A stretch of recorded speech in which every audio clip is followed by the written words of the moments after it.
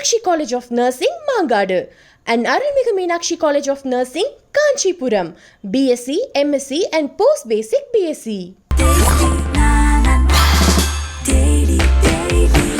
Taste Daily. Taste the Daily. Phoenix. அவன் இன்னைக்கே சாவணும். என்னடா பிரச்சனை உங்களுக்கு? நாங்க ஜெயிக்கிறதா? பிஎன் டாக்கிஸ் நேயர்களுக்கு வணக்கம், நான் உதய். ஸோ இன்னைக்கு நம்ம பார்க்க போகிற இந்த படத்தோட ரிவ்யூ தேசிங் ராஜா 2. வழக்கமாக என்னோட ரிவ்யூ வந்து ஒரு 5 நிமிஷம், 6 நிமிஷம், 7 நிமிஷம், 8 நிமிஷம் பண்ணுவோம். இன்னைக்கு முடிஞ்ச வரைக்கும் ஒரு 4 நிமிஷத்துக்குள்ளே முடிச்சிடலாம். ஏன்னா இந்த படத்தோட ரிவ்யூ வந்து படத்தையும் மறந்துடணும், ரிவ்யூவும் மறந்துடணுங்கிற அளவுக்கு இருக்குது. தேசிங் ராஜா 1 எப்படிப்பட்ட ஒரு படம் நம்ம எல்லாருக்கும் தெரியும். பெருசாக கதை புதுசாக வந்து அவுட் ஆஃப் த பாக்ஸாக எதுவும் இல்லைனாலும் காமெடி ஸ்க்ரீன் பிளேன்னு சொல்லிட்டு நிறைய காமெடி கேரக்டர்ஸ் இருப்பாங்க, நிறைய ரோல்ஸ் இருக்கும், நிறைய நல்ல மெமரபிளான காமெடி சீன்ஸ் இருக்கும். அந்த படம் வந்து ஹிட் ஆச்சு. அந்த காமெடி இப்போ கூட நம்ம டிவிலையும் மீம்ஸ்லையும் ட்ரோல்ஸ்லையும் யூடியூப்லையும் பார்த்துட்ருக்கோம். ஆனால் தேசிங் ராஜா 2ல் அப்படி ஒரு காமெடி கூட இல்லை. சத்தியமாக ஒரு காமெடி கூட இல்லை படத்தில். ஸோ இந்த படத்தை வந்து நீங்கள் போய் தேட்டரில் பார்த்தீங்க அப்படின்னா ஏன்டா பார்த்தோன்னு வருத்தப்படுவீங்க. அந்தளவுக்கு இருந்தது. என்னடா இப்படி சொல்கிறானே, சுவாமிநாதன் இருக்கார், சிங்கம்புலி இருக்கார், ரவி மரியா இருக்கார், விமலே நல்லா நடிப்பார் அப்படிலாம் சொல்லுவாங்க. இதில் எல்லாருமே பேட் ஆக்டிங். அட்லீஸ்ட் என்னோடய ஒப்பீனியன் அது. ரொம்ப மோசமான காமெடி, ரொம்ப மோசமான ஹியூமர் சென்ஸு, எதுவுமே ஒர்க் அவுட் ஆகலை. எந்த ஒரு இடத்துலையுமே வந்து ஒரு படமே வந்து ஒட்டவே இல்லை. ஒரு சீனை எடுத்துகிட்டு அப்புறம் எடுக்கணுமே இன்னொரு சீனை எடுத்துகிட்டு தனித்தனியாக ஏதோ எடுத்து எல்லாத்தையும் ஒன்றா சேர்த்து வச்ச மாதிரி இருந்தது. நிறைய எடிட்டில் போயிடுச்சு. அது ஏன்னா அது பார்க்கும்போதே தெரியுது, அப்படியே ஜம்ப் ஆகுது. சுத்தமாக ஒன்றுமே புரியல. ஒரு கேரக்டர் ஒருத்தர் பண்ணியிருக்காரு. அதாவது அதில் சத்யாங்கிற ஒரு கேரக்டர், ப்ரொடியூசரோட மகன், அவரு ஒரு முக்கியமான ரோலில் நடிச்சிருக்காரு. ஓகே, அது அந்த அந்த மாதிரி நான் தமிழ் படத்தில் நிறைய பார்த்துருக்கோம். இப்போ கவனில் விக்ராந்த் வருவார் இல்லையா, அந்த மாதிரியான ஒரு ரோல். ஸோ ஒரு பக்கம் விமல், ஒரு பக்கம் அவர், ஹீரோயின்ஸ் எல்லாம் என்ன பண்ணுறாங்கன்னே தெரில. சரி, இந்த படத்தில் பாசிட்டிவே இல்லையா அப்படின்னா இல்லை.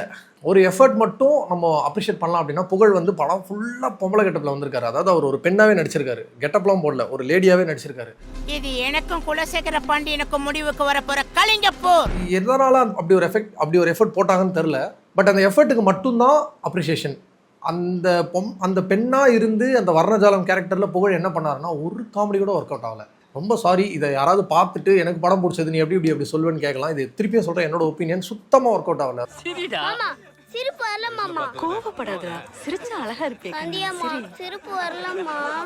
ரொம்ப இரிட்டேட்டிங்காக இருந்தது அவரோட டப்பிங். அவர் கத்தி கத்தி பேசினது, ரவி மரியா கத்துறது, ஸ்க்ரீன் ஒரே கிளம்ஸியாக இருந்தது. ஒரு சீன் கூட காமாக பேஷண்ட்டாக எந்த சீனுமே இல்லை. எல்லாமே வந்து கச்சா முச்சான்னு கத்திக்கிட்டு அடிச்சுக்கிட்டு, ஏதோ ஒரு போலீஸ் ஸ்டேஷன் சீனு, மக்கள்லாம் வந்து முற்றுகையிடுறாங்க. வெளியே இருந்து அவங்க என்னமோ ரைமிங்காக 4 கவுண்டர் போடுறாங்க. உள்ளேருந்து போலீஸ் மைக்கில் 4 கவுண்டர் போடுறாரு.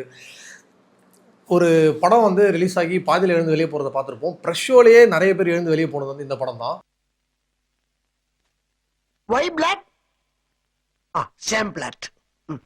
டெஃபினட்டாக சொல்லலாம், ஒரு படம் சூப்பராக இருந்தால் இந்த வருஷத்தோட பெஸ்ட் படம்னு சொல்லும்போது அது அந்த டீமுக்கும் அந்த படம் பிடிச்சவங்களுக்கும் எவ்வளோ சந்தோஷமாக இருக்குமோ அதே மாதிரி இதையும் எடுத்துக்கணும்.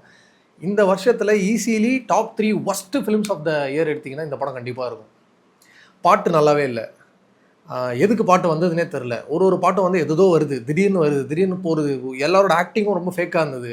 ஒரே நல்லது என்னென்னா படத்தோட டியூரேஷன் வந்து 2.5 மணி நேரத்துக்கு மேலே இல்லை, அதுக்குள்ளே இருந்தது மட்டும்தான்.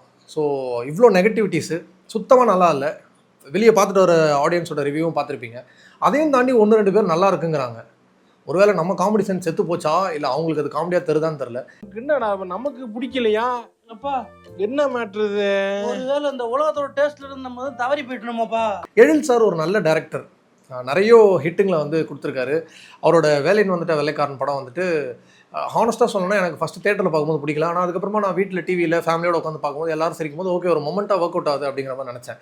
அதே மாதிரி தேசிங் ராஜா 1, அப்புறம் நிறைய படங்கள் இருக்கும், சின்ன சின்ன படங்களாகட்டும், அந்த காமெடி சீன்ஸ் ஆகட்டும், எல்லாமே வந்து எழில் சருக்குன்னு ஒரு ஸ்டைல் இருக்கும், அது ஒர்க் அவுட் ஆகும். இந்த படத்தில் சுத்தமாக எதுவுமே ஒர்க் அவுட் ஆகலை. அதாவது வெறுப்பில் படம் எடுத்த மாதிரி இருந்தது. ரொம்ப வேதனையோடு இந்த வார்த்தை யூஸ் பண்ணுறேன். ஏன்னா இது தேட்டரில் பார்க்கும்போது எப்போ எழுந்து வெளியே போகலாங்கிற மாதிரியே ஒரு ஃபீல் இருந்தது. வழக்கமாக ஒரு படத்தை வந்து ரொம்ப சூப்பராக தூக்கி புகழ்ந்துட்டாலும் யாராவது வந்துட்டு ஏன்டா ஒரு படத்தை இவ்வளோ தூரம் சொல்கிறீங்க, பொட்டி வாங்கிட்டீங்கன்னு. இந்த படம் நல்லா இல்லைன்னு என்னோட ஆதங்கத்தை வெளிப்படுத்துகிறேன். இப்போ இந்த படம் பிடிச்சவங்க வந்து என்னை பொட்டி வாங்கிட்டு இந்த படத்தை வேணும்ட்டே டம்ப் பண்ணுறேன்னு சொல்கிறீங்களா என்னன்னு தெரில. அப்படி சொல்கிறவங்க இந்த படம் நல்லா இருக்குது, நீ தான் வந்துட்டு வேணும்ட்டே காசு வாங்கிட்டு இப்படி ரிவ்யூ பண்ணுற அப்படின்னு சொல்கிறாங்க. தயவுசெய்து ஒரே ஒரு வாட்டி உங்களுக்கு பிடிச்ச ஒரு 4 பேரை புக் பண்ணி அந்த படத்தை போய் தேட்டரில் பார்த்துட்டு வந்துடுங்க. அந்த 5 பேருக்கும் படம் பிடிச்சிருந்ததுன்னா இந்த வீடியோ நான் டெலீட் பண்ணிக்கிறேன். இன்னொரு ரிவ்யூவில் சந்திப்போம். நன்றி, வணக்கம்.